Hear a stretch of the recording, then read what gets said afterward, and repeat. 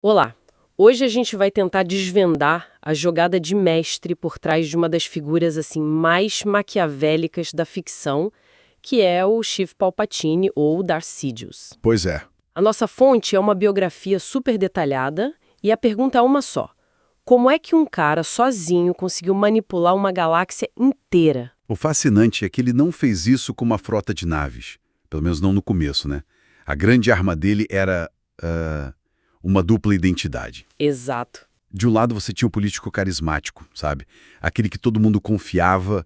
Do outro, o Lorde Sombrio que mexia os pauzinhos nas sombras. Ele era tipo o incendiário e o bombeiro ao mesmo tempo. É essa dualidade que é a chave de tudo, né?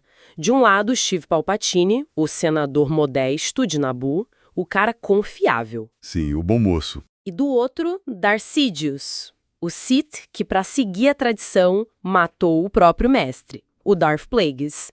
É a personificação daquela frase dele: tudo está acontecendo como eu previ. Exatamente. E a estratégia era, clássica. Problema, reação, solução. Como Sidious, ele criava a crise. Certo. Como Palpatine, ele aparecia no Senado e se oferecia como a solução. E claro, a solução sempre dava mais poder para ele. A invasão de Naboo é o exemplo perfeito disso, né? É o primeiro grande ato dele. Ele orquestrou tudo na sombra só para criar o caos que o levaria ao cargo de chanceler supremo. E para mim é aí que a coisa fica surreal. Porque ele não tá só jogando xadrez, ele tá controlando as peças dos dois lados. Exatamente. Como Sidious, ele manda a Federação do Comércio invadir Naboo. Como Palpatine, ele usa a crise para minar o chanceler Valorum, manipulando a Rainha Amidala. E ele convence ela a pedir um voto de desconfiança.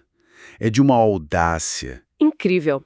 Então essa tática de criar o problema e depois se vender como solução foi o modelo para tudo que veio depois. Totalmente. Naboo foi só o ensaio. As guerras clônicas foram, então, basicamente a crise de Naboo em escala galáctica. Em uma escala muito, mas muito maior e mais cínica. Pensa bem, ele controlava os dois lados. Como chanceler, ele liderava a República. Certo. E através do novo aprendiz dele, o Conde Dooku, ele liderava os separatistas.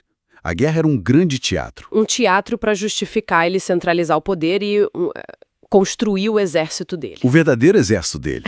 E aqui entra a parte que eu acho mais genial e aterrorizante. O exército de clones. Ele não só convence a República a aceitar um exército que foi criado em segredo. Ninguém nem sabia de onde veio direito. Como ele instala, tipo, um botão de autodestruição pro Jedi dentro de cada soldado. É preciso parar um segundo para pensar nisso. Um protocolo secreto, a Ordem 66. É o cúmulo da paciência estratégica. É quase paranoia. Ele esperou anos, décadas, com essa arma apontada, sabe? E ninguém fazia ideia. E quando o palco tá todo montado, ele simplesmente aperta o botão. A Ordem 66 é executada, os Jedi viram traidores da noite pro dia. E no meio do caos que ele mesmo criou... ele se declara o imperador. Fim de jogo. Ou, pelo menos, era o que parecia. Pois é, mas fim de jogo para ele era só um contratempo. A obsessão dele era o poder eterno, a imortalidade. E ele tinha um plano para isso também, né? A tal da contingência. Sim, um plano para queimar o império inteiro se ele morresse. A lógica era tipo, se o império não conseguiu me proteger, ele não merece existir. Que loucura! Mas o plano de verdade era o corpo clonado em Exegol. De lá, ele continuou puxando as cordinhas, criou a primeira ordem, a ordem final. Ok, então vamos amarrar as pontas.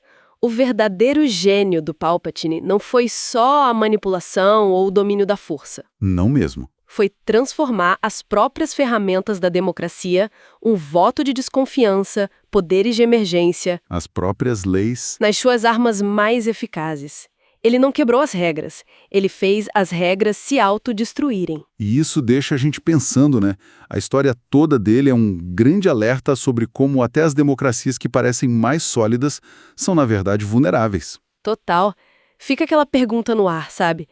O que acontece quando a maior ameaça a uma sociedade não vem de fora, mas nasce lá dentro, disfarçada de salvador?